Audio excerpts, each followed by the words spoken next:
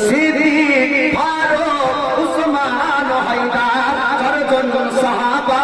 সবচেয়ে বেহতর সিদ্দিক ফারুক উসমান হায়দার চারজন সাহাবা সবচেয়ে বেহতর কারণ তাদের দিলে আছে আল্লাহর পয়গম্বর কারণ তাদের দিলে আছে আল্লাহর পয়গম্বর নারায়ে তাকবীর আল্লাহু আকবার নারায়ে তাকবীর আরো জোরে বলেন নারায়ে তাকবীর